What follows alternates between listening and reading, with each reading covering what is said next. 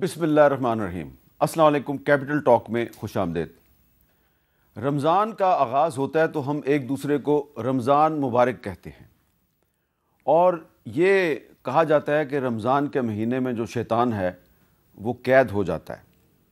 لیکن آپ دیکھیں کہ رمضان المبارک کے آغاز پہ دہشت گردی بھی ہو رہی ہے، اور رمضان المبارک کے شروع ہونے کے بعد جب آپ مارکیٹوں میں جاتے ہیں، بازاروں میں جاتے ہیں، تو وہاں پہ بھی آپ کو لگتا ہے کہ شیطان جو ہے وہ قید نہیں ہے، بلکہ شیطان جو ہے وہ ذخیرہ اندوزوں اور منافع خوروں کی صورت میں بالکل کھلم کھلا مسلمانوں کو لوٹ مار کا نشانہ بنا رہا ہے۔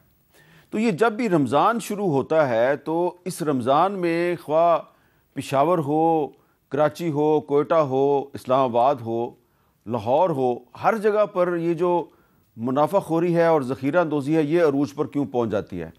یہ کیا رمضان المبارک کا مہینہ ہمیں بطور ایک معاشرے کے ایکسپوز کر دیتا ہے، یا پورا معاشرہ ایسا نہیں ہے اور بس کچھ افراد ایسے ہیں جن کی اصلیت کی وجہ سے ہم سارے کے سارے رمضان میں ایک دوسرے کے ہاتھوں تنگ ہو جاتے ہیں؟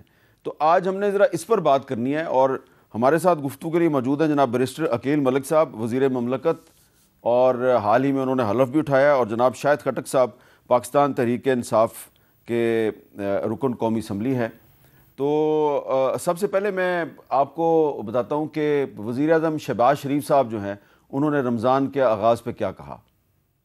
2 کروڑ ہمارے پاکستانی افراد کو، بھائیوں کو، بہنوں کو رمضان شریف میں ڈیجیٹل والیٹ کے ذریعے 5,000 روپے فی خاندان کا جو انتظام کیا گیا ہے، اس رمضان میں پچھلے سال کے مقابلے میں مہنگائی دم توڑ چکی ہے۔ تقریباً 20 ارب روپے کی خطیر رقم اس پیکج کے لیے مختص کی گئی ہے۔ تو پیکج جو ہے وہ اناؤنس کیا گیا ہے، تو کیا اس پیکج کے اثرات عوام تک پہنچ رہے ہیں؟ یہ ہے سوال میرا بیرسٹر عقیل ملک صاحب، کہ جو وزیر اعظم صاحب نے رمضان کے آغاز میں جس پیکج کا آغاز کیا ہے، اناؤنس کیا ہے، وہ پہنچا ہے عوام تک؟ بسم اللہ الرحمن الرحیم۔ میر صاحب بہت بہت شکریہ۔ سب سے پہلے تو رمضان مبارک تمام آپ کے دیکھنے والوں کو بھی، آپ دونوں کو بھی۔ بالکل ابھی کیونکہ ورکنگ ہم نے شروع کی ہوئی تھی اس پورے رمضان پیکج پہ، کیونکہ یہاں پہ نہ صرف حکومت پنجاب کے حوالے سے، کیونکہ میں اگر جنرلی اپنے حلقے کے حوالے سے بات کروں تو ہم نے مختلف جو وارڈز تھیں، مختلف یونین کاؤنسلز تھیں، وہاں پہ باقاعدہ سے سیٹ اپ کر کے اندراج کیا مختص لوگوں کا، اور وہ تمام تر ڈیٹا پھر پنجاب سینٹرلائزڈ جو ڈیٹا ہے وہاں پہ گیا، اور جو اس کرائٹیریا پہ پورا اتریں گے بالکل ان کو ملے گا۔ اسی طرح جو وفاق کی طرف سے پیکج کا اعلان کیا گیا ہے، بالکل ان لوگوں تک اس کے ثمرات پہنچیں گے، اور یہ جو پیکج یا راشن کی صورت میں کہہ دیں رمضان کے حوالے سے، اس بابرکت مہینے کے حوالے سے، تو وہ ان تک ضرور پہنچے گا، اور آہستہ آہستہ اس کی ترسیل بھی شروع ہو چکی ہے۔ اچھا، اگر آپ برا نہ منائیں تو میں آپ کو رمضان کے آغاز پہ لاہور، وہاں پہ کیا صورتحال ہے، ایک میں آپ کو رپورٹ دکھاتا ہوں۔ دیکھیں جی لاہور میں کیا صورتحال ہے۔ رمضان المبارک آتے ہی اس سال بھی لاہور میں دودھ، دہی، گوشت، پھل اور سبزیاں مہنگی ہو گئیں۔ شہریوں نے مرغی کی گوشت، ٹماٹر، پیاز، لہسن، ادرک، امرود، کیلا اور سیب کی قیمتیں زیادہ بڑھنے کا شکوہ کیا ہے۔ ان کا کہنا ہے کہ رمضان سے پہلے 600 روپے کلو میں بکنے والی کھجور اب 900 روپے کلو سے بھی تجاوز کر گئی ہے۔ رمضان میں تو ویسے ہی یہ دکاندار میرے خیال وہ ویسے ہی بن جاتے ہیں، اتنا عوام کو لوٹ رہے ہیں۔ باہر کے ملکوں والوں سے سیکھے کہ جب کرسمس آنے کے دن ہوتے ہیں تو ہر چیز سستی ہو جاتی ہے وہاں۔ وزیر اعظم صاحبہ کہہ رہی جی ہم 10,000 روپیہ دیں گے، راشن دیں گے، کسے ملا ہے؟ ہم سے زیادہ اچھے لوگ تو یہ یورپ کنٹری والے ہیں کہ جب وہاں پہ رمضان آتے ہیں وہ اپنی ہر چیز کا ریٹ گرا دیتے ہیں۔ دکانداروں کا موقف ہے کہ جب ہمیں چیزیں مہنگی ملیں گی تو ہم مہنگی ہی فروخت کریں گے۔ بڑے تاجر جو ہیں وہ اسٹاک کر لیتے ہیں، وہ پیچھے سے آہستہ آہستہ مال نکالتے ہیں تاکہ وہ 3-4 رمضان جو ہوتے ہیں نا وہ بہت تیز ہوتا ہے کام۔ شہریوں کا کہنا ہے کہ ضلعی انتظامیہ صرف مارکیٹ ریٹ جاری کرتی ہے، منافع خوروں کے خلاف کارروائی کہیں نہیں ہوتی۔ عوام کا کہنا ہے کہ ہر سال کی طرح مہنگائی کا جن بے قابو ہے، جبکہ حکومت مہنگائی کم ہونے کے محض دعوے کر رہی ہے، عملی اقدامات دکھائی نہیں دے رہے۔ پروگرام کیپٹل ٹاک کے لیے کیمرہ مین صفدر علی کے ساتھ امے فروا، جیو نیوز، لاہور۔ یہ امے فروا کی رپورٹ تھی۔ تو عقیل ملک صاحب، ذخیرہ اندوزوں اور منافع خوروں کے سامنے ریاست ہمیں بے بس نظر آ رہی ہے. نہیں، ہم نے رمضان پیکج بھی اور رمضان بازار بھی میر صاحب چلائے اور وہ فعال ہیں. وہاں پہ پرائس لسٹ بھی ہیں. آلو اور ٹماٹر کی جو قیمتیں ہیں وہ خاطر خواہ، اور پیاز کی قیمتیں خاطر خواہ کمی ہوئی ہے رمضان شروع ہونے سے پہلے. تو رمضان بازاروں میں اگر آپ جا کے دیکھیں، اور وزیر اعلیٰ نے تو پرائس کنٹرول کمیٹیز بھی قائم کی ہیں. جا کے پرائس کنٹرول کمیٹیز ہر بازار میں جا کے وہ اپنا دورہ بھی کر رہی ہیں، انشور کر رہی ہیں کہ جو بامطابق لسٹ ہے وہ بالکل پرائس ملنی، اسی قیمت پہ جو ہے خرید و فروخت ہونی چاہیے، نہ کہ آپ اضافی مارجن اس میں ڈالیں. ہاں، اس بات کا میں بالکل اس سے ایگری کرتا ہوں میر صاحب کہ ہمارے ہر شعبے میں کالی بھیڑیں ضرور ہوتی ہیں. اسی طرح تاجروں میں بھی آئی ایم شور کہ ہوتی ہیں اور ہوں گی بھی، جو ہیں نظر آ رہی ہیں. اور یہ آپ کی رپورٹ کے مطابق وہ انفلیٹ کر دیتے ہیں قیمتوں کو اور مہنگی قیمتوں میں بیچتے ہیں، جس سے عوام کا نقصان ہوتا ہے اور عوام کو مہنگے داموں کی چیزیں شائع خورد و نوش کی خریدنی پڑتی ہیں. تو بالکل ان کے خلاف بھی کریک ڈاؤن ہوگا، ان کے خلاف بھی ایکشن ہوگا. اچھا، شاہد خٹک صاحب، جب وزیر اعظم صاحب نے ایک پیکج اناؤنس کیا، رمضان پیکج اناؤنس کیا، تو اس پہ آپ کی پارٹی کے جو ترجمان ہیں شیخ وقاص اکرم صاحب، انہوں نے کیا کہا، ذرا سنیں. آج کئی اخباروں کے اندر میں نے وزیر اعظم کے رمضان پیکج کو وہ دیکھا ہے، اور کئی جگہوں پہ تو بڑے اہم لوگوں سے بھی اوپر جا کے سرخیاں جو ہیں وہ لگی ہوئی ہے. جو پیکج جو میں نے آج پڑھا ہے اس میں 20 ارب کے حوالے سے یہ ان کو وہ کمپنسیٹ کر رہے ہیں، جس میں 5,000 پر پرسن جو ہے وہ آیا ہے.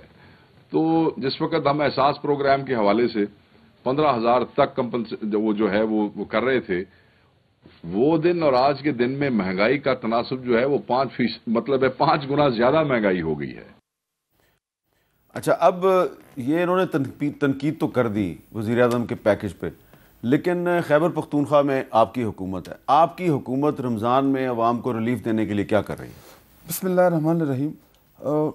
میر صاحب، آپ کے نوٹس میں شاید نہ ہو، خیبر پختونخوا کی جو گورنمنٹ ہے وہ اس ٹائم میرے ضلع میں 25,000 خاندانوں کو 20,000 روپے کے حساب سے ہم پیسے دے رہے ہیں.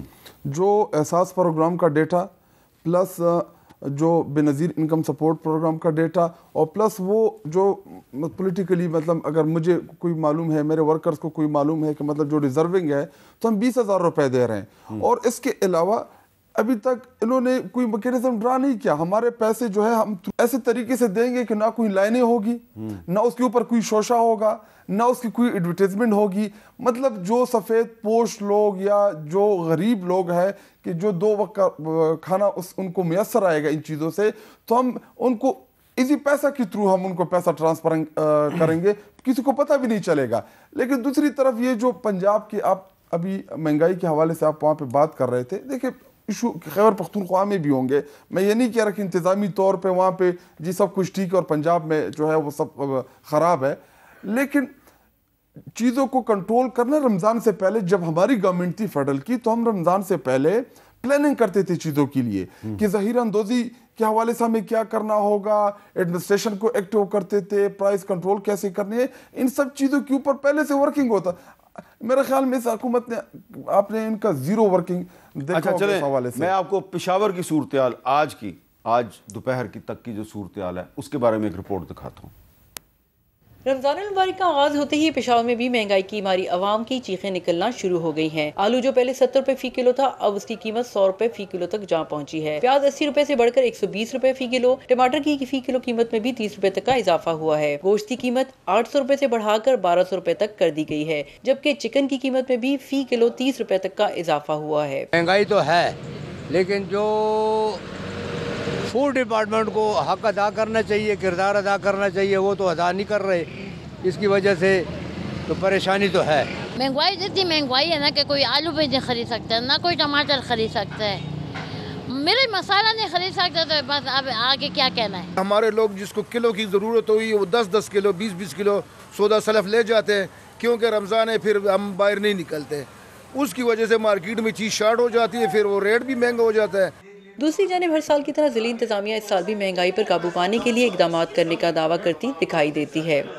سارے ہمارے ریٹس ریوائز ہو گئے ہیں اور اس ہفتے سے یہ ہم نے ایکٹیویٹی کی ہے. اس میں کلیئر کٹ ڈائریکشنز ہیں کہ ہم نے سخت سے سخت ایکشن لینا ہے پرائس کنٹرول ایکٹ میں. رمضان المبارک میں شہری انتظامیہ سے بس ایک ہی مطالبہ کرتے ہیں کہ مہنگائی کے خاتمے کے لیے انتظامیہ دکانداروں کو نرخ نامے لگانے کا پابند کرے. پروگرام کیپٹل ٹاک کے لیے کیمرامین رضوان شیخ اور شاہد احمد کے ساتھ نادیہ صبوحی، جیو نیوز، پشاور.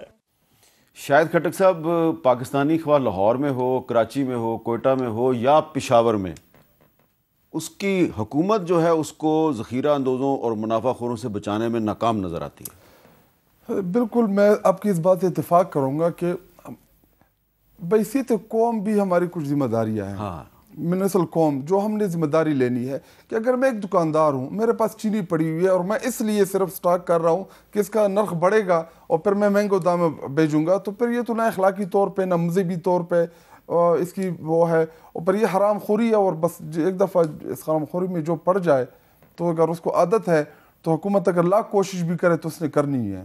تو عقیل ملک صاحب، یہ جو حرام خور ہیں جو رمضان میں روزہ داروں کو لوٹتے ہیں، پشاور میں بھی لوٹتے ہیں، لاہور میں بھی، کراچی میں بھی، کوئٹہ میں بھی، مظفر آباد میں بھی، گلگت بلتستان، ہر جگہ پہ ہیں یہ حرام خور. درست ہے. یعنی ریاست ان کے سامنے اتنی ناکام کیوں ہے، کمزور کیوں ہے، بے بس کیوں ہے؟ دیکھیں نہیں، ریاست کوئی کمزور نہیں ہے، ریاست بالکل فیل نہیں ہوئی اس تمام تر معاملے میں. جہاں جہاں دیکھیں ذخیرہ اندوزی گندم کے حوالے سے اگر آپ دیکھیں تو بالکل حکومت نے ایکشن لیا. اب یہاں پہ اس حوالے سے ذخیرہ اندوزی بھی اور اس کے ساتھ ساتھ قیمتوں کو جو پرائس لسٹ ہے یا پرائس کنٹرول لسٹ ہے اس کو فالو نہ کرنے کی وجہ سے جو ایکشن، جو فائنز ہو رہے ہیں، جو دیگر چیزیں ضلعی انتظامیہ یا تحصیل انتظامیہ وہ بالکل اپنا کام پنجاب میں تو کر رہے ہیں. میں پنجاب کی حد تک بات کروں گا. پشاور میں تو آپ نے خود دیکھ لیا جو صورتحال تھی، جو سچویشن تھی. ہم نے پنجاب پورے میں رمضان بازار قائم کیے. ان رمضان بازاروں میں پہلے کی طرح، جس طرح پہلے ایک متواتر طور پہ پچھلی نون لیگ کی حکومتوں میں بھی رمضان بازار قائم ہوتے رہے، رمضان بازار قائم ہو کے وہاں پہ اچھی قسم کے جو اشیاء خورد و نوش کی چیزیں ہیں. میں نے خود بھی ابھی کیونکہ کل وزٹ کرنا تھا اور میں اپنے علاقے کے حوالے سے میں بات کروں تو 19-20 کا فرق تو ہو سکتا ہے کوالٹی کے اوپر، کیونکہ میں کوئی لگی لپٹی نہیں رکھوں گا اس میں، لیکن اس کو بھی انشور کیا جا رہا ہے کہ اچھی کوالٹی. روزے میں کم از کم، ورنہ میں آپ سے زیادہ سخت بولتا ہوں. بالکل بھی آپ کی کسی بھی بات کے اوپر میں کوئی بھی اچھا کمنٹ نہ کروں. جو فیکٹ ہے ہم بیٹھے ہوئے ہیں پشاور میں تو وہ رمضان بازار بھی نہیں لگے. اسلام آباد میں تو ہے نا رمضان. جی بالکل، ہم تو دیکھیں انشور کر رہے ہیں پرائس. چلیں اسلام آباد میں رمضان بازار ہیں جی، یہاں پہ ہم بیٹھے ہیں اسلام آباد سے یہ ساری گفتگو کر رہے ہیں، تو اسلام آباد کی صورتحال بھی دیکھ لیتے ہیں جی. راشدہ شعیب کی ایک رپورٹ ہے. ماہ رمضان اپنے ساتھ رحمتیں اور برکتیں لایا، لیکن منافع خور مہنگائی کا طوفان لانے سے باز نہ آئے. رمضان سے قبل 400 روپے کلو کھجور مہنگی کر کے 500 اور 550 روپے میں فروخت کی جا رہی ہے. 540 روپے فی لیٹر والا درجہ اول کوکنگ آئل رمضان سے قبل 50 روپے مہنگا کیا گیا. پھر رمضان پیکج آفر میں 20 روپے کی رعایت کا اعلان ہوا. یوں صارفین سے 20 سے 30 روپے فی لیٹر کا منافع کمایا جا رہا ہے. ایک ہفتہ قبل چینی 155 روپے کلو سے 175 روپے کے من مانے ریٹ پر فروخت ہو رہی ہے. یہ مہنگا، چینی پتی ہر چیز مہنگا. رمضان میں تو ریلیف ملتا ہی نہیں ہے، بالکل ہی نہیں ملتا. بڑے بڑے پیکج اعلان ہو رہے ہیں گورنمنٹ کی طرف سے، ان پیکجز کا فائدہ پتہ نہیں کن لوگوں کو ہو رہا ہے. بابرکت ماہ میں قیمتوں کے بے لگام ہونے کا ذمہ دار گراں فروش مافیا قانون کی گرفت سے دور ہی رہتا ہے. جو ذخیرہ نوزی کرتے ہیں ان کو سزائیں دیں. جب تک اسسٹنٹ کمشنر ادھر گلیوں میں نہیں پھرے گا، دفتر میں نہیں بیٹھا رہے گا، تو یہ کرائس تو کوئی کنٹرول نہیں کر سکتا. حکومت نے ہر سال کی طرح اس بار بھی گراں فروشوں کے خلاف سخت ایکشن کی وارننگ دی ہے. کیمرامین محمد یوسف کے ساتھ راشدہ شعیب، کیپٹل ٹاک، اسلام آباد.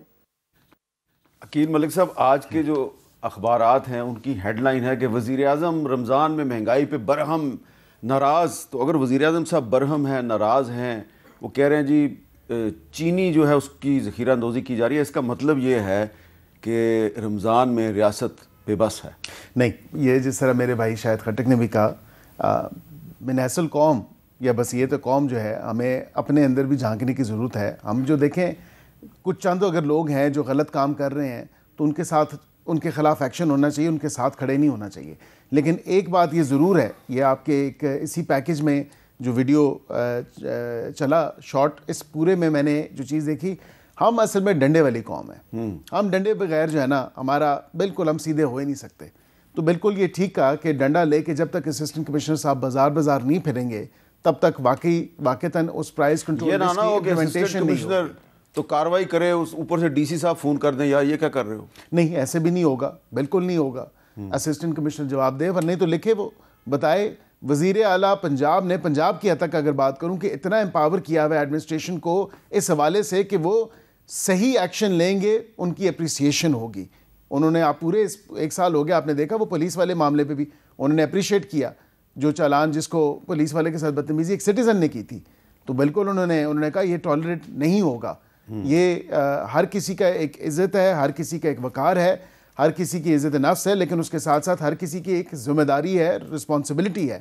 اور بالکل اسسٹنٹ کمشنر اگر ٹھیک کام کر رہے ہیں اور ڈی سی صاحب اگر وہ منع ان کو کریں گے تو وہ لکھ کے بھیج دیں, وہ بتائیں سی ایم سیکریٹریٹ اور بتائیں کہ جی یہ مجھے ڈی سی نے یہ کہا ہے. اچھا شاہد خٹک صاحب, یہ ہماری جو پولیٹیکل پارٹیز ہیں ہر معاملے پہ ایک دوسرے کو کرٹیسائز کرتی ہیں. ہم دیکھ رہے ہیں کہ رمضان میں جو ذخیرہ اندوزی ہے اور منافع خوری ہے, اس پر بھی پنجاب اور خیبر پختونخوا کی حکومتیں جو ہیں وہ ایک دوسرے کو مورد الزام ٹھہراتی ہیں, مل کے کوئی کام کرنے کے لیے تیار نہیں. میر صاحب اگر اس میں ایک ہیلتھی کمپٹیشن جہاں بھی ہوتا ہے اس سے ملک آگے بڑھتا ہے. اگر پرفارمنس کی بنیاد کے اوپر گو کہ پنجاب حکومت کے حوالے سے جو فارم 47 کے ہمارے تحفظات ہے, جس طریقے سے لائی گئی ہے, جس طریقے سے بٹھائی گئی ہے, وہ تمام چیزیں ہمارے جو کی جو وہی پہ کھڑی ہے. لیکن اگر پرفارمنس کی بنیاد کے اوپر حکومتوں میں کمپٹیشن ہو تو یہ بہتر ہوتی ہے ملک کے لیے. اور میں چاہتا بھی ہوں, میری خواہش ہے کہ کمپٹیشن ہمیشہ رہے, کہ مطلب ایک صوبہ کہے کہ ہم بہتر کام کر رہے ہیں, دوسرا صوبہ کہے ہم بہتر کام کر رہے ہیں. لیکن سندھ اور بلوچستان جو ہے وہ آپ کو بالکل اس ٹائم جو ہے وہاں پہ آپ کو خاموشی لگے گی, کیونکہ کمپٹیشن نہیں ہے وہاں پہ. تو رہی بات, نہیں بلوچستان میں کمپٹیشن ہے, مختلف اضلاع کی جو انتظامیہ ہے وہ اس کمپٹیشن میں ہے کہ کتنے بندے گرفتار ہوتے ہیں, کتنے بندے غائب ہوتے ہیں. یہاں تک کہ کوئٹہ میں پریس کلب کے اندر گھس کے جو ٹیچرز احتجاج کر رہے تھے ان کو بھی گرفتار کر لیا. پھر وہاں بھی بہت اچھی, کراچی میں بھی یہی ہوتا ہے. کمپٹیشن ہے, بلوچستان اور سندھ کی حکومت میں کمپٹیشن ہے کہ مطلب کون زیادہ اٹھا رہا ہے اور ہاں کون زیادہ بندے غائب کرتا ہے. اچھا, تو رہی بات ذخیرہ اندوزی کی, دیکھیں جب ہماری حکومت تھی فیڈرل, تو اس ٹائم جب جو چینی کے خلاف جو ہم نے ایکشن لیا تھا, اگر وہ ہو جاتا, کیا ایکشن لیا تھا آپ نے؟ کیا نہیں لیا تھا اس میں. آپ کی حکومت میں جو لوگ چینی کو سٹاک کرتے تھے, جو ذخیرہ اندوزی کرتے تھے, وہ تو آپ کی حکومت میں بیٹھے ہوئے تھے. تو ان کے خلاف ہم نے ایکشن نہیں لیا. عمران خان نے اپنے قریبی لوگوں کو ناراض نہیں کیا. ہماری حکومت جو گری اس میں اس چینی کا بھی ایک بہت بڑا رہا ہے کہ جہانگیر ترین صاحب کو نائل کروا دیا. ٹھیک ہے, اور آپ نہ کریں کیونکہ سارے بھی آپ کے ساتھ بینچ کے اوپر وہ بیٹھے ہوئے ہیں. آپ تنقید کریں گے تو وہ ناراض ہو جائیں گے. اون چودھری, یہ سارے علیم خان, یہ سارے آپ کی اتحادیت, تو آپ نہ ہی بولیں کیونکہ نہیں, آپ کو نقصان ہوگا کیونکہ سارے آپ کے ساتھ بیٹھے ہوئے. ہم نے ناراض کیا ان لوگوں کو, سچ کے ساتھ بیٹھے ہوئے. ماشاءاللہ ماشاءاللہ. کون سا سچ, کدھر کا سچ, کس چیز کا سچ؟ جو آپ نے اور آپ کی سارے فارم 47 کے ہاری ہوئے 5-6 نمبر کے لوگ ہیں, آپ کے ساتھ بیٹھ گئے اسمبلی میں.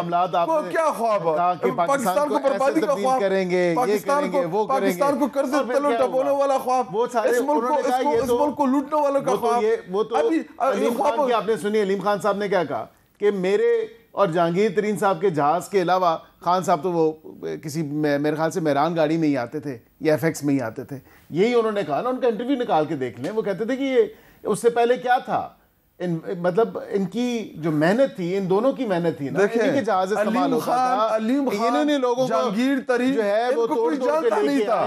عمران خان کی دیکھیں, یہ جب آپ اپنے محسن کے ساتھ انصاف نہیں کرتے نا تو اللہ آپ کو پھر ذلیل کرتے ہیں دنیا میں. دیکھیں عمران خان صاحب جو بھی تھا, میرا, جہانگیر, ان سب کا محسن تھا. ہمیں اللہ نے بڑی عزت دی, ہمارے ساتھ جو قوم نے پیار کیا ہے. جو اچھا اگر آپ برا نہ منائیں, ایک سوال ہے, آج کل شیر افضل مروت کس کو ذلیل کر رہا ہے؟ شیر افضل مروت, بریک لے لوں؟ لے لیں, ایک بریک لیتے ہیں, بریک کے بعد دوبارہ ملتے ہیں. کیپٹل ٹاک میں دوبارہ خوش آمدید. کچھ دن پہلے ہماری قومی اسمبلی کے ایک سابق رکن جناب حامد الحق حقانی صاحب جو ہیں وہ نماز جمعہ کے بعد اپنے ہی مدرسے کی مسجد میں ایک دہشت گردی کے واقعے کا نشانہ بنے. حامد الحق حقانی صاحب جب ایم این اے تھے تو کئی دفعہ ہمارے پروگرام میں انہوں نے شرکت کی. ایک ان کا کلپ جو ہے وہ ان کی یاد کے طور پہ میں آپ کو سنانا چاہتا ہوں. पंजाब हमारा बड़ा भाई है, वहाँ से हमें अनाज मिलता है, गंदम मिलती है। हम पूरे पाकिस्तान और वफाक को बचाने की सोच रखते हैं। हमारी जमीयत उलमा इस्लाम मौलाना समीउल हक ग्रुप आबी ज़खायर के हक़ में है। डैम्स बनने चाहिए, लेकिन इफ़ाम और तफ़हीम पैदा करना इंतहाई ज़रूरी है। अच्छा, मेरे पास जनाब एक लंबी फहरिस्त है। बहुत से पाकिस्तान के प्रोमिनेंट उलमा कराम जो हैं वो दहशत गर्दी के मुख्तलिफ़ वाक़यात में शहीद हो चुके हैं, और ये पिछले 3-4 हुकूमतें जो हैं वो हुकूमतों के अदवार में ये दहशत गर्दी के वाक़यात चलते चले जा रहे हैं। लेकिन अब इसमें हमें कुछ मज़ीद शिद्दत नज़र आ रही है। अकील मलिक साहब, मैं थोड़ा सा आप चाहता हूँ कि देखें कि माजी में अल्लामा एहसान लाई ज़हीर साहब शहीद हुए, अल्लामा आरिफ हुसैन अल हुसैनी साहब शहीद हुए, और ये सिलसिला चलते हुए आगे बढ़ता गया। डॉक्टर मोहम्मद अली नकवी साहब, मौलाना ज़िया उर रहमान फ़ारूकी साहब, और ये कई साल से ये सिलसिला चलता आ रहा है। उसमें मौलाना आज़म तारिक, मुफ्ती निज़ामुद्दीन शामज़ई हैं, और फिर कराची में नश्तर पार्क में एक बहुत बड़ा बम धमाका हुआ, उसमें बहुत से उलमा शहीद हुए। हसन तराबी साहब कराची में शहीद हुए। लंबी फहरिस्त है। मौलाना हसन जान साहब, डॉक्टर सरफराज नईमी साहब, अल्लामा नासिर अब्बास साहब, अल्लामा तकी हादी नकवी साहब, ये तमाम उलमा जो हैं ये पिछले कुछ सालों के दौरान में शहीद हुए। और अब उसमें फिर मौलाना समीउल हक साहब आ गए, और अब हामिदुल्लाह हक्कानी साहब आ गए हैं। सिलसिला तो पुराना चला आ रहा है, लेकिन अब मसाजिद के अंदर घुस के ख़ुदकुश हमले में टारगेट किया जा रहा है उलमा कराम को। आपको लग रहा है कि ये पाकिस्तान को खाना जंगी की तरफ धकेलने की साजिश है? देखिए मीर साहब, बिल्कुल मैं समझता हूँ कि बड़ा एक अलार्मिंग सिचुएशन है मसाजिद के अंदर, कि मस्जिद हो, मंदिर हो, चर्च हो, कोई भी जो इबादत गाह है वो महफूज नहीं रही इन टेररिस्ट अटैक से। हालांकि जब हमारे दौरे हुकूमत में 2 ऑपरेशंस हुए, ज़रब अज़्म और रद्दुल फ़साद, अल्हम्दुलिल्लाह बड़े अच्छे ऑपरेशंस थे, और बिल्कुल ऑपरेशंस को आप कहेंगे अच्छे होते हैं, और अल्लाह करे आपके गांव में एक अच्छा ऑपरेशन हो जाए। देखिए, मैं यही बात कर रहा हूँ ना कि ऑपरेशन इस अल्लाह करे कि आपके इलाके में जान छुड़वाई, एक पाकिस्तान में दोबारा एक अमन की फिजा को कायम किया, एक अच्छा ऑपरेशन। लेकिन क्या किया फिर? अब आप कहेंगे कि सियासत शुरू कर दी बैरिस्टर साहब आपने। बात यह है कि उस वक़्त क्यों निकाला गया दहशतगर्दों को जेलों से, और फिर री इंटीग्रेशन के नाम पे, सोसाइटी में रीसेटलमेंट के नाम पे जो तमाम तर मामला किया। लेकिन ये वाक़या जो है, ये वाक़या एक बड़ा शर्मनाक वाक़या है, बड़ा अफसोसनाक वाक़या है। इस वाक़े के ऊपर तो जो ज़िम्मेदारी है वो वेरियस फैक्शंस की तरफ से आ रही है। ये डायरेक्टली टीटीपी मेरे इल्म के मुताबिक जो है वो उनकी क्लैरिफिकेशन आ गई थी कि ये उनका वाक़या नहीं है, या उन्होंने ज़िम्मेदारी इसकी कबूल नहीं की। ये दाइश के हवाले से या दीगर जो फैक्शंस ग्रुप्स हैं उनके हवाले से हैं। ये ग्रुप्स तो एग्जिस्ट कर रहे हैं। हम यही कह रहे हैं कि अफ़गानिस्तान से बिल्कुल हम बात करना चाहते हैं, हम बात कर भी रहे हैं, इंगेज करेंगे भी, लेकिन वो अपनी सरजमीन किसी भी दहशतगर्दी हमले के लिए इस्तेमाल ना होने दे, या उसकी प्लानिंग के लिए इस्तेमाल ना होने दे। पता है कि अफगान तालिबान का भी मुकाबला दाइश के साथ ही है। जी बिल्कुल, वही मैं दोनों तरफ से बात कर रहा हूँ ना, इन दोनों सर्कमस्टांसेस में। अब यहाँ पे प्रॉब्लम क्या आती है? यहाँ पे प्रॉब्लम आती है कि जो सूबाई कानून नाफिज करने वाले इदारे हैं वो क्यों फेल हो रहे हैं बार बार। आप यकीन जानें कि आर्टिकल 245 लगा के वहाँ पे जो अफवाज पाकिस्तान ने जो एक अल्हम्दुलिल्लाह अमन कायम किया हुआ है पूरे सूबा केपी में, मुझे कोई आड़ नहीं है, मुझे कोई शर्म नहीं है इसमें कहने में कि अल्हम्दुलिल्लाह इनकी जो अभी तक अमन की फ़िज़ा जो कायम हुई हुई है थोड़ी बहुत, जो वेरियस पॉकेट, क्योंकि उनको भी बड़ा जानों के नजराने उन्होंने पेश किए हुए हैं, उनको भी एक बड़ा एक थ्रेट है इस हवाले से। बार मुख्तलिफ ग्रुप्स की जो घेरे में है, अफवाज पाकिस्तान को भी उस सूबे में, सूबे की हुकूमत बिल्कुल 110% नाकाम रही है अपने अमन को कायम करने में, एक सिक्योरिटी को कायम करने में। लेकिन आखिरी बात मैं ये ज़रूर करूँगा आपके इस प्लेटफॉर्म से, ये पहली ज़िम्मेदारी सूबाई हुकूमत की थी, ये अफवाज पाकिस्तान, ये फेडरेशन की ज़िम्मेदारी नहीं है। लेकिन अब अल्हम्दुलिल्लाह थोड़ा बहुत जो अमन कायम है, मैं कहूँगा कि ये काम करें, ये अपने सूबे के हालात दुरुस्ती की तरफ, बेहतरी की तरफ लेके जाएं। जी शायद खटक साहब, पहली बात ये कि दहशतगर्दी सरहद पार से हो रही है, सरहद को कंट्रोल करना वो सूबाई हुकूमत की जिम्मेदारी है, नंबर फर्स्ट। नंबर सेकंड, देखिए ये जो इतना बड़ा आप पुलिस के ऊपर या वहाँ पे जो हमारे खैबर पख्तूनख्वा या मतलब किसी भी सूबे की जो लॉ इन्फोर्समेंट एजेंसीज हैं या पुलिस है या CTD है, उनकी इतनी कैपेसिटी नहीं होती। मीर साहब पुलिस जो है वो दहशतगर्दी के कंट्रोल के लिए नहीं बनाई गई, और रूटीन के क्राइम को देखती है, کہیں مرڈر ہو گیا, کہیں پچوری ہو گئی. دہشت گردی جو ہے یہ روٹین کی کرائم سے بڑی الگ ہے, کیونکہ یہ سرحد پار لوگ آتے ہیں, یہ بڑے ویل ایکوپڈ ہوتے ہیں, یہ ویل ٹرینڈ ہوتے ہیں, ان کی ٹریننگ ہوتی ہے, اس کے بعد یہ آ کے ادھر اٹیک کرتے ہیں اور یہ کہتے ہیں کہ جی بڑے آسانی سے وفاقی حکومت یہ صوبے کے اوپر ڈال دو. یہ صوبے کا ایشو نہیں ہے. اگر میر صاحب آپ کو پتہ ہے کہ میں جب پی ٹی آئی میں جب انصاف اسٹوڈنٹ فیڈریشن میں آیا, میں آپ کے ایک پروگرام کی وجہ سے آیا ہوں, میں آن ایئر یہاں پہ بتانا چاہتا ہوں. آپ کے پروگرام میں عمران خان صاحب بیٹھے تھے, مجھے یاد ہے, تو اس ٹائم وار اگینسٹ ٹیرر جو تھی خیبر پختونخوا میں, اس ٹائم وہاں پہ بم دھماکے, وہاں پہ جو سچویشن تھی وہ بہت ہی مشکل اور گمبھیر تھی. آپ ہی ان لوگوں میں شامل تھے جو ہمارے خیبر پختونخوا اسپیشلی یا بلوچستان کوئٹہ کہ ان پختونوں یا بلوچوں کے لیے بات کرتے تھے کہ جہاں پہ سب خاموش تھے, تو آپ ان میں ایک شامل تھے. تو عمران خان صاحب ادھر ہی چیئر کے اوپر بیٹھا تھا اور یہی رو رہا تھا کہ جب ہم نے اپنی پالیسی ایک ٹیلی فون کال کے اوپر بدلی 9/11 کے بعد, 9/11 کے بعد جب ہم پرائی جنگوں میں گئے, ہم نے وہاں پہ انٹرفیئر کیا, تو اس کا پورے کا پورا امپیکٹ کہاں پہ آتا؟ خیبر پختونخوا کے اوپر آتے, کیونکہ ہم بارڈر لائن کے اوپر ہے. اگر انڈیا کے ساتھ ہمارے حالات خراب ہوتے ہیں تو پنجاب بارڈر لائن کے اوپر ہے, پنجاب کے اوپر اس کے اٹیکس پہلے آئیں گے, تو اسی طرح افغانستان کے ساتھ ہماری پنجاب میں بھی بہت دہشت گردی ہوتی رہی ہے. نہیں, میں یہی کہہ رہا ہوں کہ اگر ان کو یہ لگ رہا ہے کہ آج خیبر پختونخوا میں یہ دہشت گردی ہوگی یا اٹیکس ہوں گے تو پنجاب سندھ بلوچستان اس سے محفوظ ہوں گے, بالکل نہیں ہوں گے. پہلے بھی جب شروعات ہوئی تھی, جب یہ دہشت گردی کی لہر خیبر پختونخوا میں اس کی آغاز ہوا تھا, تب بھی خیبر پختونخوا میں سٹارٹ, پھر پنجاب مناوا اس میں اب اس مسئلے کا حل یہ نہیں ہے کہ تمام صوبائی حکومتیں مل کر وفاق کے ساتھ مل کر اس دہشت گردی کی نئی لہر کا مقابلہ کریں؟ بالکل. دیکھیں امن کے حوالے سے میرا چونکہ ہم میر صاحب ہمارا صوبہ جو ہے ہم وکٹمز ہیں, ہم وہاں پہ افیکٹیز ہیں وہاں کے, ہم نے 70-80 ہزار لوگوں کے جنازے اٹھائے ہیں, پولیس کے, سیکورٹی فورسز کے, عام شہریوں کے, علماء کرام کے, ہمارے حجرے میں پولیٹیکل لوگوں کے اوپر. تو ہم اس جنگ میں ہمارے لوگ جو ہیں اس جنگ کے بالکل حصہ بننے کے لیے تیار نہیں ہیں. شہید تو ہمارے لوگ ہو رہے ہیں, بے گھر تو ہمارے لوگ ہو رہے ہیں. نہیں تو فوجی جوان بھی تو شہید ہو رہے ہیں. تو یہی ہم کہہ رہے ہیں, میں تو یہ نہیں کہہ رہا کہ فوجی نہیں ہو رہے, پولیس والی بھی ہو رہے ہیں, سب ہو رہے ہیں. اور کون سی جنگ میں کہ جس جنگ میں ہمارا کوئی قصور ہی نہیں ہے. نہیں, اب تو افغانستان میں امریکہ نہیں ہے, تو اب یہ جنگ کے ذمہ دار کون ہے؟ ابھی اس جنگ کے ذمہ دار دیکھیں, جب اس سے پہلے سیکورٹی کانفرنس ہوئی پشاور میں کور کمانڈر ہاؤس میں, تو اس میں علی امین ہمارے سارے وہاں پہ نمائندے گئے. وہاں پہ ہم نے ان کو کہا کہ ہمیں پہلے افغانستان کی حکومت کو انگیج کرنا چاہیے, ہمیں ان سے بات چیت کرنی چاہیے. حامد الحق حقانی صاحب اسی ڈیلیگیشن کا حصہ تھا, ڈیلیگیشن کا حصہ تھا, جس نے پہلے بھی افغان طالبان سے مذاکرات اور ابھی جا رہے تھے اور دوبارہ بھی جا رہے تھے, تو ان کو شہید کر دیا گیا. بالکل ان کو شہید کر دیا ہے. ظاہری بات ہے یہ ان لوگوں نے ان کو شہید کیا جو چاہتے ہیں کہ امن قائم نہ ہو. آپ اس سے اتفاق کریں گے؟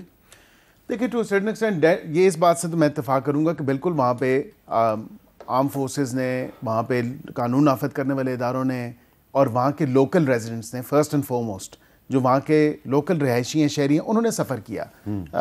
یہ بالکل بات درست ہے, لیکن یہ بھی کہنا کہ اڈے انہوں نے ذکر کیا کہ اڈے کس نے دیے, تو یہ پھر پوچھ لیں اس اڈوں والی حکومت میں آپ کے لیڈر آف دی اپوزیشن سر فہرست تھے, وزیر تھے, یہ بھی بتائیں نا کہ وہ کس دور میں ہوا تھا. پرویز مشرف کے دور.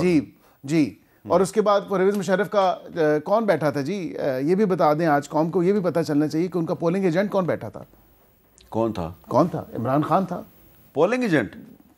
وہ سارا ساتھ دیا تھا نا جی انہوں نے, اس میں پولنگ ایجنٹ تھے یا چیف کمشنر تھے. میں ضیاء الحق کی کہانی سناؤں گا, جنرل جیلانی کی سناؤں گا. آرگومنٹس میرے ساتھ بھی ہزار ہیں ان ایشو کی. میں یہ بات نہیں کہہ رہا, میں کہہ رہا ہوں ان چیزوں سے باہر نکل آئے. میں باہر نکل رہا ہوں سر. آپ لوگ, پھر آپ کے لیڈر نے کیوں کہا کہ Taliban have broken the shackles of slavery. آپ لوگوں کی ترقی میٹر کر کے ہماری امن میٹر کر رہا ہے. پھر کیوں کہا انہوں نے 2021 میں مشکل حالات سے غلامی کی زنجیریں توڑ دی ہیں, جن مشکل حالات سے ہم نکل کے آئے, اللہ نہ کرے مسترد دوبارہ چل جائے. ہم آپ یہ نہیں سمجھ سکتے ہمارے درد کو, میں آپ کے نہیں پتہ چلے گا کو سمجھتا ہوں. ہمارے پختون ہم نے جنازے اٹھائے ہیں, تو یہی ہم کہہ رہے ہیں 80-90 جنازے ایک ایک گاؤں میں. آپ کو پتہ ہے ہمارے لکی مروت کے ایک ولی بال گراؤنڈ میں جب دھماکہ ہوا, اس میں 400-500 لوگوں کو ہم نے وہاں پہ بے گناہ شہید ہوتے دیکھا. پھر آپ کیا اس لیڈر کے ساتھ ایگری کرتے ہیں جس نے کہا کہ طالبان نے غلامی کی زنجیریں توڑ دی؟ کیا آپ ایگری کرتے ہیں اسٹیٹمنٹ سے؟ پھر کیا آپ مانتے ہیں کہ ڈیورینڈ لائن وہاں پہ ایگزسٹ کرتی ہے جو آپ کے آئین میں بھی ہے؟ تو پھر آپ مجھے بتائیں نا, ڈیورینڈ لائن ایگزسٹ کرتی ہے, یعنی وہاں پہ تو لوگ ڈیورینڈ لائن کو نہیں مانتے جو آپ کے انٹرنیشنلی تو اس کا مطلب یہ کہ جو امریکہ نے وہاں پہ اٹیک کیا تھا، اس کا مطلب یہ کہ آپ امریکہ کے ساتھ تھے؟ نہیں، ہم تو دہشت گردی کے خلاف ہیں. ابھی حکومت طالبان کی آ گئی ہے، تو اچھا وہاں پہ طالبان اس ٹائم حکومت میں ہے، تو کیا کہتا ہے عمران خان کہ جی ہم آپ کے ساتھ لڑیں گے، ہم آ رہے ہیں آپ کے پیچھے؟ چلیں وہاں پہ انہوں نے تو آزادی لی ہے، انہوں نے تو لڑے. پاکستان کی ایمبیسی جو ہے کابل میں کام کر رہی ہے اور افغانستان کی ایمبیسی اسلام آباد میں کام کر رہی ہے. دونوں حکومتوں کے درمیان سفارتی تعلقات تو قائم ہے. ایک وقفے کے بعد دوبارہ ملیں. کیپٹل ٹاک میں دوبارہ خوش آمدید. میں ذاتی طور پہ نہیں چاہ رہا تھا کہ رمضان المبارک کے مقدس مہینے میں بھی جو ہمارا ٹاک شو ہے اس میں پولیٹیکل ڈسکشن ہو اور ایک دوسرے پہ الزام بازی ہو، لیکن کیونکہ یہ ایک پاکستان کی حقیقت ہے، پاکستان کی سیاست جو ہے اس میں جو فریقین ہیں وہ ایک دوسرے پہ اسی طرح الزام لگاتے ہیں. تو لیکن میرا سوال آپ سے یہ ہے عقیل ملک صاحب، آپ ایک دوسرے پہ تنقید ضرور کریں، لیکن کیا کوئی راستہ ایسا ہے کہ کم از کم رمضان کے مہینے میں یہ جو لوگ روزہ رکھ کے ایک دوسرے کو لوٹتے ہیں ان کا احتساب کرنے کے لیے آپ اور شاہد خٹک صاحب ایک ہو جائیں؟ بالکل ہے جی. ہم اپنی صوبوں کی حد تک تو بالکل انڈیویجولی کر سکتے ہیں، لیکن کیونکہ یہ بھی رکن قومی اسمبلی ہیں اور میں پہلے رکن قومی اسمبلی ہوں، اور ہم اسلام آباد کی حد تک جو معاملات ہیں یا دیگر صوبوں کو جو ڈائریکشنز دینی ہیں اس حوالے سے، تو اس پہ ہم بالکل مل کے کام کر سکتے ہیں، نہ صرف رمضان کے بابرکت مہینے کے حوالے سے، لیکن دیگر بھی جو کامنالٹیز ہیں یا کامن ایشوز ہیں ان کو ایڈریس کرنا. کون سے کامن ایشوز ہیں یہ بتائیں؟ میرے خیال سے دہشت گردی، یہ ابھی اتنی ڈسکشن ہم نے کی، دہشت گردی ایک کامن ایشو ہے، عوام کو ریلیف فراہم کرنا ایک کامن ایشو ہے، مہنگائی کا خاتمہ کرنا ایک کامن ایشو ہے جس میں ہم تو کام کر رہے ہیں، لیکن ادھر سے کوئی جو ہے وہ ہل جل اس طرح نہیں ہو رہی. عوام کو سیاسی استحکام فراہم کرنا، جس سے میں سمجھتا ہوں کہ معاشی استحکام کا ڈائریکٹ کوئی ریلیشن نہیں ہے، لیکن عوام کو سیاسی استحکام فراہم کرنا اس میں بالکل وہ ایک کامن ایشو ہے، اس میں یہ کردار ادا کر سکتے ہیں. ہم تو اپنا کردار ادا کر چکے ہیں، کر رہے ہیں. لیکن ان سے آپ کیا چاہتے ہیں کہ پولیٹیکل سٹیبلٹی کے لیے کیا کریں؟ دیکھیں، پولیٹیکل سٹیبلٹی کے لیے یہ روز اسلام آباد آنا، روز دھاوا، روز ڈی چوک، روز چلاؤ، روز گھراؤ، روز پڑھاؤ، سیاسی احتجاج کریں، ان کا حق ہے. اگر یہ کسی اسلام آباد کے ہوٹل میں ایک ہال بک کرا کے وہاں پہ بھی میٹنگ کرنا چاہتے ہیں، وہاں کی انتظامیہ اگر ان کو نہیں دیتی اجازت، انتظامیہ اجازت نہیں دیتی، یہ انتظامیہ نے دروازے بند کیے نا جی. میں سمجھتا ہوں بڑا لون آرڈر پروپورشن کر دیا تھا، مطلب یہ اس کی ضرورت نہیں تھی. مشکل کر رہے ہیں، آسان کر دیا، ضرورت نہیں تھی. میں سمجھتا ہوں کہ حملہ وارث بیچارے لائے گئے، عطاط عارر صاحب نے کہا بٹھائے گئے لوگ، میں نے ان کو خود کہا کہ مجھے بتائیں کہاں پہ ہم آپ کو جگہ دیں. آپ بھی اس میٹنگ میں موجود تھے ابھی کل پرسوں جہاں یہ ایشو ڈسکس ہوا تھا، مجھے پتہ ہے وہاں پہ کیا ڈسکشن ہوئی تھی. میں آپ اس کی اندر کی بات نہیں بتاتا، لیکن یہ کہتے ہیں کہ اگر آپ ہمیں عمران خان سے ملاقات کرنے کی اجازت دے دیں تو بہت سے مسئلے مسائل حل ہو سکتے ہیں، بہت سی ٹینشن ختم ہو سکتی ہیں. ملاقاتیں تو ہو رہی ہیں نا، ملاقاتوں سے تو کوئی. شاہد خٹک صاحب آپ بتائیں جی، آپ کو خان صاحب نے ملاقات کے لیے بلایا؟ میں مسلسل 4 ہفتے گیا، مجھے نہیں ملنے دیا. کیوں؟ بس وہاں پہ گیٹ کے اوپر کوئی ہوگا جو مجھے نہیں اندر جانے دیا. خان صاحب نے آپ کو بلایا تھا؟ مجھے بلایا تھا، 7 لوگوں کو بلایا تھا انہوں نے. تو پھر جب ایک دفعہ نہیں ملنے دیتے تو وہ کہتے ہیں کہ جی مسلسل آیا کریں، کہ جب تک ملاقات نہیں ہوتی. تو مسلسل ہم جا رہے ہیں اور ملاقات نہیں ہونے دے رہی. جتنے بھی پولیٹیکل لوگ ہیں ان کے ساتھ ملاقات. اچھا، اب یہ کہتے ہیں جی کہ آپ دہشت گردی کے خلاف، مہنگائی کے خلاف، پولیٹیکل سٹیبلٹی کے لیے آپ تعاون کریں وفاقی حکومت سے، آپ کیوں نہیں کرتے؟ پہلی بات یہ، دہشت گردی جو ہے اس کا نہ کوئی مذہب ہے، نہ اس کا کوئی یہ کسی مسلک سے بلانگ نہیں کرتا. دہشت گرد جو بھی ہے، جس روپ میں بھی ہے، میرے اور خیبر پختونخوا یا میرے پاکستانیوں کو مارے گے تو ہم ان کے خلاف ہیں، اور اس میں اپنا کردار، بھرپور کردار ادا کریں گے، ان سے بڑھ کے ادا کریں گے، کیونکہ ہم افیکٹیز ہیں. میں یہ نمبر 2 انہوں نے کہا کہ جی پولیٹیکل سٹیبلٹی، آپ میرے لیڈر کو، میرے قائد کو، عمران خان کو آپ جیل میں رکھ دیں، ان کی زوجہ محترمہ جن کا پالیٹکس سے کوئی لینا دے نہیں ہے، بشرا بی بی، آپ ان کو جیل میں رکھ دیں، ہماری لیڈرشپ کو جیل میں، کارکنان کو جیل میں رکھ دیں، اور اس کے بعد پھر ہم سے ایکسپیکٹ کریں کہ جی پولیٹیکل سٹیبلٹی آپ لے کے آئیں. تو اگر عمران خان صاحب باہر آ جاتے ہیں تو اس کے بعد آپ کو لگتا ہے سٹیبلٹی آ جائے گی؟ اس کے بعد یہ دیکھیں پولیٹیکل انوائرمنٹ تو بن جائے گا. کیا ان کو نہیں پتا کہ انہوں نے الیکشن کیسے جیتا ہے؟ اور زیادہ انسٹیبلٹی ہے. نہیں، کیا ان کو نہیں پتا؟ اور زیادہ اس کا آپ کہہ رہے ہیں کہ عمران خان جیل میں رہے گا؟ نہیں، ابھی وہ 14 سال اپنی سزا بھگت رہے ہیں نا جی، 190 ملین پاؤنڈ والے کیس میں. جو موقع تھا ملک پولیٹیکل سٹیبل کرنے کا، وہ الیکشن کا تھا. تو جب آپ نے الیکشن میں عوام سے اختیار لے لیا، فارم 47 کے ذریعے لوگوں کو لا کے بٹھا دیا، نمبر 4 5 کو آپ نے MPs بنا دیا، تو کون سے پولیٹیکل سٹیبلٹی کی آپ ایکسپیکٹیشن کرتے ہیں پھر ہم سے؟ ہمارا مینڈیٹ چوری کر لیں اور ہمیں کہے کہ جی آرام سے بیٹھ جائیں، یہ نہیں ہو سکتا. ہاں آئیں اس ملک میں انتخابات کی طرف جائیں، فری اینڈ فیئر الیکشن کریں. آپ جیت گئے ہم تسلیم کریں، ہم جیت گئے ہمیں تسلیم کریں. اچھا چلیں، بہت بہت شکریہ شاہد خٹک صاحب اور عقیل ملک صاحب.